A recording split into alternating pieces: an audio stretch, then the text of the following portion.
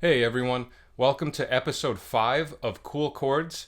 This week we're going to do a song by one of my favorite post-rock bands, Mogwai, and the song is called I'm Jim Morrison, I'm Dead. Hope you enjoy.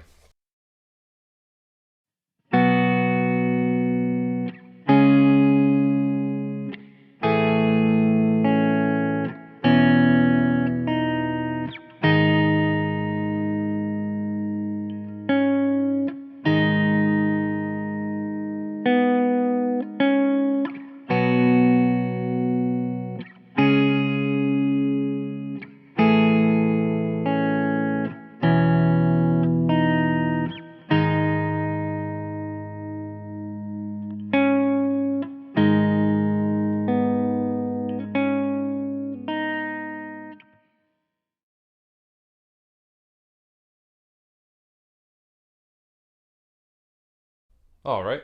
I love this progression. It's just such a beautiful sequence of chords. And what I'm doing here is kind of a hybrid between the guitar part and the piano part because the song starts out with just piano and then the guitar comes in doing power chords. And basically, what I did was I tried to come up with like a hybrid that kind of just captures the essence of the sound of the progression on one instrument because as is the case with a lot of post-rock stuff, it starts out with, one part and then it keeps gradually adding parts as it goes on and it does slight variations off of the progression and, keeps increasing the dynamics until you get this big crescendo. So this is like one snippet of the progression that you can do. Like if you tried playing this throughout the entire song, it changes slightly, particularly at the end of the sections of the chords. But what's going on here is we're going to start with this. So our first chord is B, basically just a B power chord in octaves. So we have to use our pick and our fingers for this. So I'm putting my pick on the 5th string, my middle finger on the 4th string, ring finger on the 3rd string, and pinky on the 1st string, skipping over the 2nd string. You can do that, or you can just use your thumb and your fingers if you're more comfortable playing like that. That's fine too. So that's called B5. So I have my pointer finger on B, ring finger on F sharp, pinky on B, and my pointer finger is barring across the 2nd fret, so I can also get this 2nd fret on the 1st string. And then you slide it up to C sharp. So the same chord, just 2 frets higher. So now that we're on C sharp, I would consider this song to be in C sharp minor, even though we don't have a 3rd here. When you look at the remainder of the chords in the song, it pretty much seems to be centered around C sharp minor. So now right here, this is my favorite chord. To me, like that chord makes the whole thing because you have these first 2 chords, which are just 5 chords, so they're very open sounding. Then you get this really colorful major 7 chord, right? Which really kind of just, to me, it catches my ear. When I hear that chord, I'm just like, ooh, that was a nice little surprise. I didn't hear that coming. So that chord right here, we have open A, then we bar our pointer finger on E and A on the 4th and 3rd string. Actually, and the 2nd string too, actually, because we're going to hit that string later. And then our pinky goes up to G sharp on the 1st string. So same fingering as before with our right hand, right? Pick, middle, ring, pinky. And then your pick goes to the 2nd string, which you're barring with your left hand. Right, and that note right there is our 3rd of the major 7 chord. So far now we have.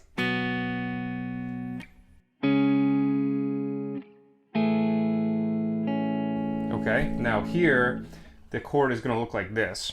This one's a little tricky, a little bit awkward. You're barring your pointer finger across the 2nd fret from the 5th string to the 2nd string.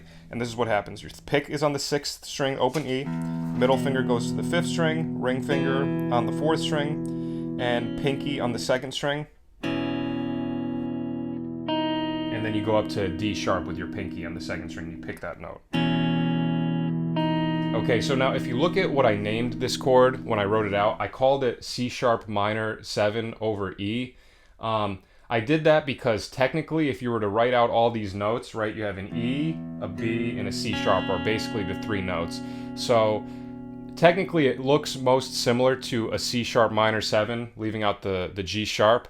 But the way that I really view it is more, to me it sounds more like an E chord with just like an E power chord with the 6 added to it, right? And then you have the 6 on top.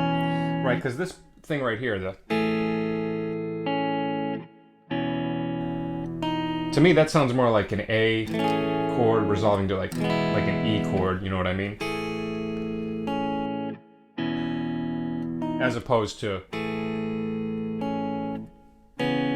right, that would be C sharp minor 7. I think it definitely sounds more similar to like an E power chord with a 6 added, but I called it C sharp minor 7 over E for any of the theory heads that are watching. I don't want them calling me out on an incorrect chord name, so we'll just call it that for now, whatever you prefer. Alright, now this is probably the hardest part. This part feels a little weird.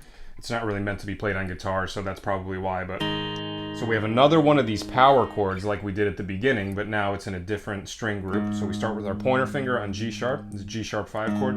Then we're going to actually have to put our middle finger on D sharp, not our ring. Then our ring finger goes to G sharp, and we have to bar our pointer finger across so we can get the 4th fret on the 2nd string. Sorry.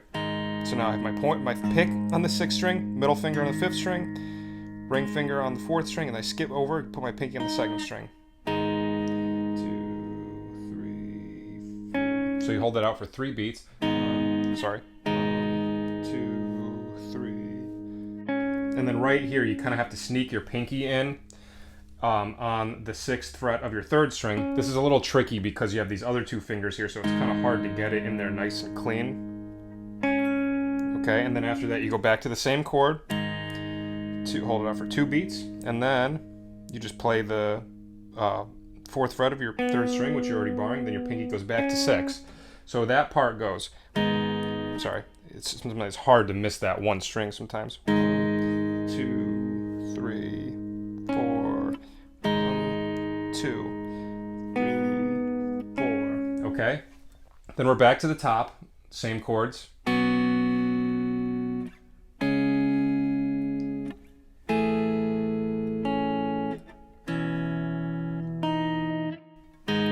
Same, 2, 3, 4, and then the second time is a slight different ending. You go,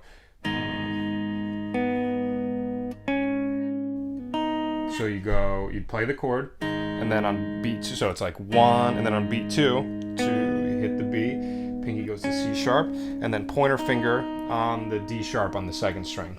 Okay, so the entire, and that really, you could feel that in your hand. That feels really uncomfortable. I don't know why I tried to do this on guitar, but it works, whatever. It sounds like the song. That's all I'm concerned about. So the entire thing is this.